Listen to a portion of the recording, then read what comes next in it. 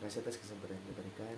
Baik, perkenalkan, nama saya Fadi Supit dari Fakultas Ilmu Sosial dan Politik. Baiklah, pada sini saya akan mempresentasikan materi dengan judul Dinamika Politik Lokal. Langsung saja kita masuk dalam pembahasan. Untuk yang pertama, sejarah dan masa depan dinamika politik lokal. Sejarah dan masa depan demokratisasi daerah di berbagai belahan dunia selalu berkaitan. Artinya, sejarah perkembangan demokratisasi di negara-negara yang diklaim sebagai sumber lahirnya demokrasi berpangkal dari politik lokal. Di Indonesia sendiri, sejarah politik lokal hampir setua umur penjajahan kolonial, desentralisasi kekuasaan, dan administrasi pemerintahan itu sendiri. Bahkan, apabila kita menelusuri jauh ke belakang, di zaman kerajaan yang pernah berdiri dekat megahnya, para bangsawan mempergunakan politik lokal untuk memperluas wilayah dan kekuasaan. Yang kedua, masa penjajahan Belanda. Di awal masa penjajahan sebelum tahun 1903, pemerintahan kolonial Belanda menerapkan aturan hukum berupa Reglement of het Beleid der Regering van Nederland-Indië. Aturan tersebut menjelaskan tentang sentralisasi kekuasaan di Hindia Belanda, bukan sebaliknya. Di samping menjalankan sentralisasi, dekonsentrasi memberikan kekuasaan kepada wilayah-wilayah administratif secara hierarkis, namun hanya terbatas hanya di Pulau Jawa saja. Ciri dari sistem pemerintahan kolonial sebelum kemerdekaan adalah sebagai berikut. Yang pertama, pemerintahan tidak langsung. Yang kedua, memperlakukan aturan double standard, hukum Eropa konservatif bagi elit Eropa dan hukum adat bagi pribumi. Yang ketiga, berkembangnya elit pribumi berdasarkan garis keturunan kerajaan sebagai wakil pemerintahan kolonial di luar Pulau Jawa. Yang keempat, isolasi gerakan nasionalis. Yang kelima, pengendalian ketat daerah-daerah pedesaan dan daerah di luar Jawa oleh elit pribumi tradisional patuh pada kekuasaan kolonial. Kita lanjut yang ketiga, masa penjajahan kolonial Jepang. Pada masa pendudukan kolonial Jepang, daerah bekas penjajahan Belanda terbagi menjadi 3 komando, yaitu Sumatera di bawah komando Panglima Angkatan Darat di Bukit Tinggi. Yang kedua, Jawa dan Madura di bawah komando Panglima Angkatan Darat di Jakarta. Dan yang ketiga, daerah lain di bawah komando Panglima Angkatan Laut di Makassar. Selanjutnya, pola pemerintahan pada masa setelah tahun 1943, kekuasaan menjadi sentralistis, dipulihkan kembali dengan kekuasaan berada pada gubernur jenderal atau disebut dengan Saiko Shikikan.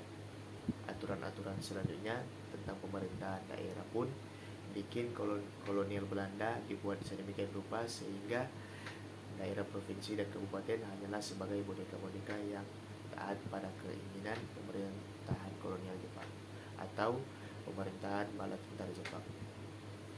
Yang lanjut yang keempat, pada masa kemerdekaan.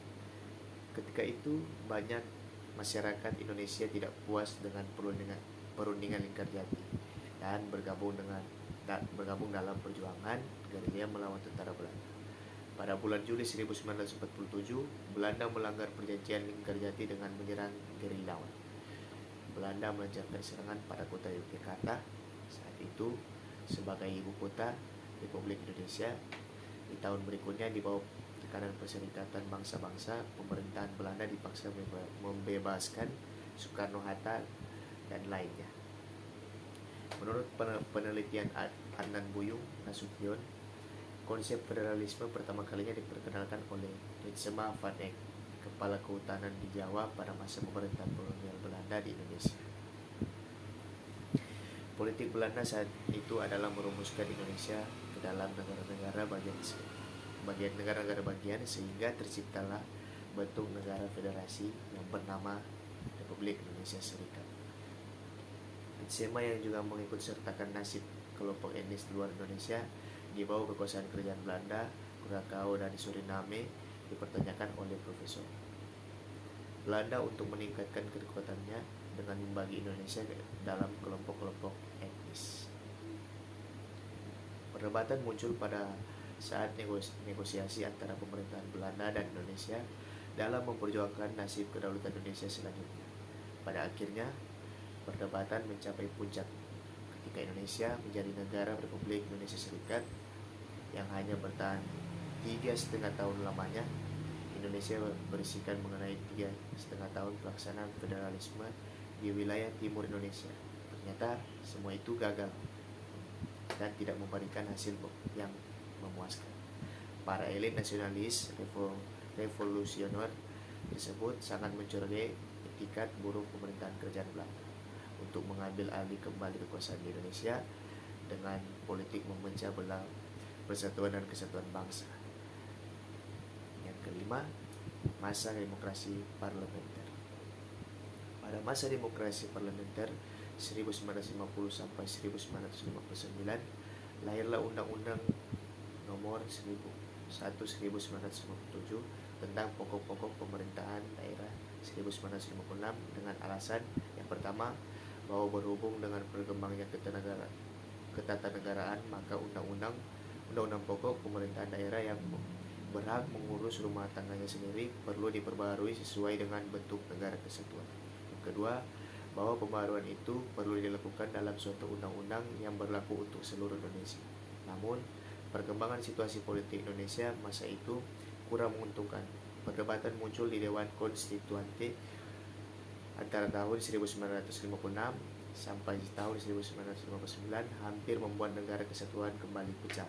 Pada akhirnya, kesatuan disepakati sebagai pilihan dengan beberapa persyaratan. Seperti yang pertama, penegakan demokrasi lebih berguna untuk meredam ketidakpuasan di berbagai daerah, melawan ketidakadilan, dan menghindar sentralisasi yang tidak seimbang.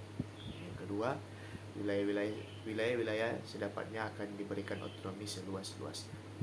Lanjut, yang keenam, masa demokratis terpimpin.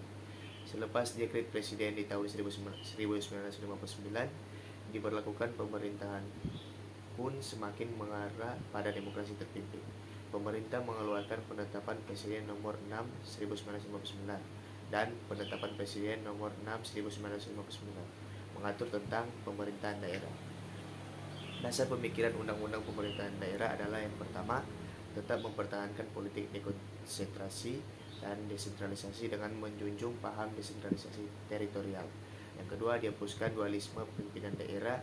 Artinya pemerintah Indonesia saat itu tetap berkomitmen menjalankan kebijakan pemelimpahan kewenangan tata pemerintahan ke daerah-daerah. Lanjut yang ketujuh, masa Orde Baru. Pada masa pemerintahan Orde Baru, lahirlah Undang-Undang Nomor 5 1974, di mana semangat sentralisasi pemerintahan justru semakin menjadi-jadi. Undang-undang tersebut memainkan peranan penting dalam memperluas kekuasaan pemerintah pusat ke daerah. Penunjuk para gubernur dengan latar belakang militer oleh Presiden Soeharto sangatlah menguntungkan kejayaan bisnis militer, mengeksploitasi sumber daya alam yang ada di daerah.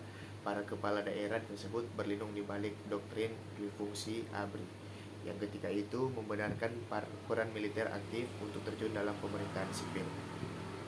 Di samping para perwira militer menikmati jabatan puncak di daerah-daerah, para anggota militer pangkat lebih rendah memainkan peran mereka sebagai pelindung atau backing.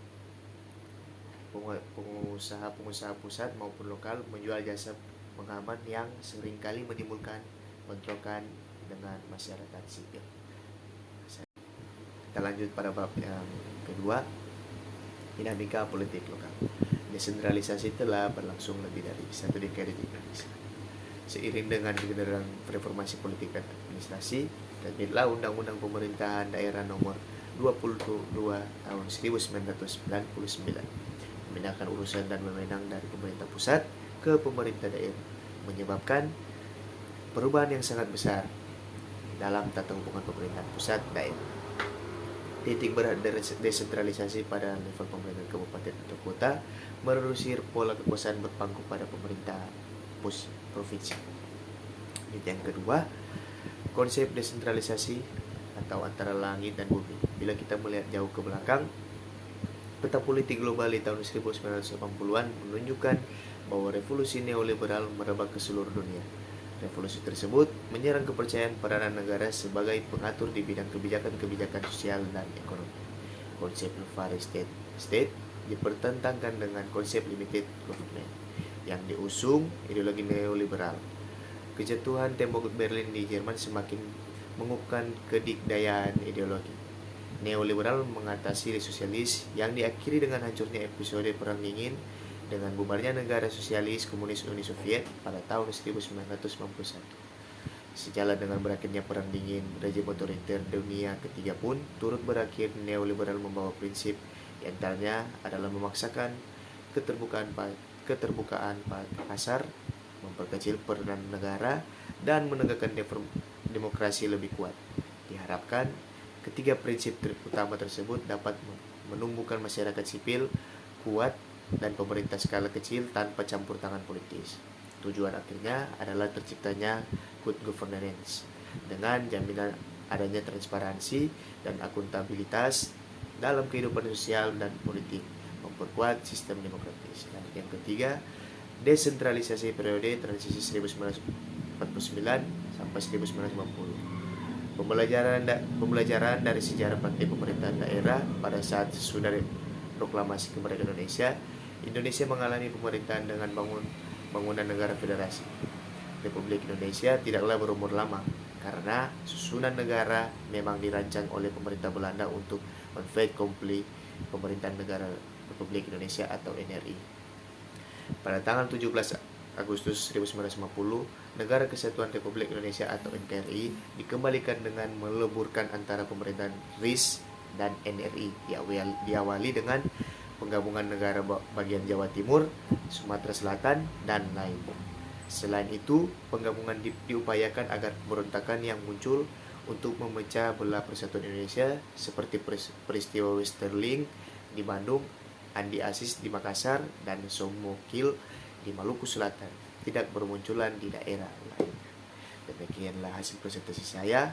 Terima kasih. Selamat sore.